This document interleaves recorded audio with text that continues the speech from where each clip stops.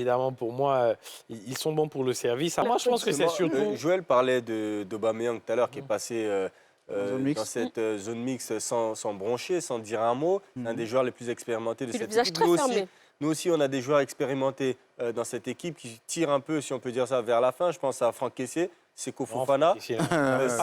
Mais c'est des joueurs... Bon, je parlais en termes d'expérience, si vous préférez. En termes d'expérience, des joueurs comme Franck Kessié, Seko Fofana, est-ce que beaucoup se posent la question, ils sont fatigués, vous le disiez justement, que le grand public lui tapait dessus, ouais, on n'en veut plus, on n'en veut plus. Aujourd'hui, est-ce que pour vous, Franck Kessié et Seko Fofana, ces deux joueurs hyper importants de cet effectif, sont toujours bons pour le service?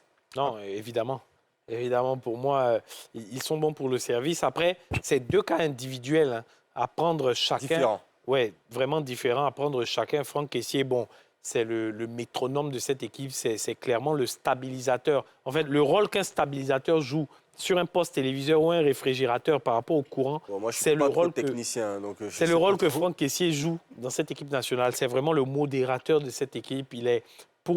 Personne n'est indispensable. Mais pour moi, il n'est pas loin d'être indispensable à cette équipe, Franck Kessié, clairement. Et ça, je le dis sans faux fuyant. Après, pour Seko Fofana, je pense que ce qui interroge plus avec lui, c'est l'extra-terrain. C'est-à-dire que ce qu'il a connu avec la sélection, ce long moment d'absence entre 2018 et 2023, où il revient sous Gassé, un moment est là, un moment n'est pas là, bon, sans véritable explication.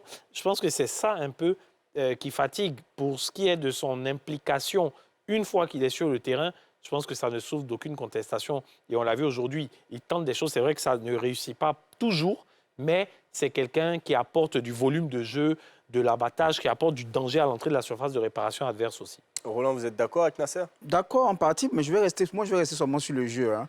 Quand on regarde un Franck Kessié, souvent, il ne faut même pas qu'on se pose la question, est-ce qu'il est bon pour le service? Ce que les gens oublient, c'est que, et comme il a bien dit, hein, ce sont des jeunes.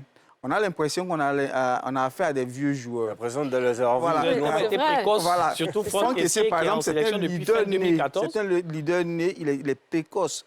Il a commencé aussi ici au Stella à un très jeune âge, pratiquement 16 ans. 16 ans. Et puis, très rapidement, il était capitaine de cette équipe-là. Il a remporté la CAN des moins de 17 ans. En 2013. Il arrive à Atlanta. Capitaine en 2013. Voilà, il arrive à Atlanta. Au Milan, il est capitaine là-bas. Jusqu'on le surnomme le président. C'est pour montrer l'importance de ce joueur-là.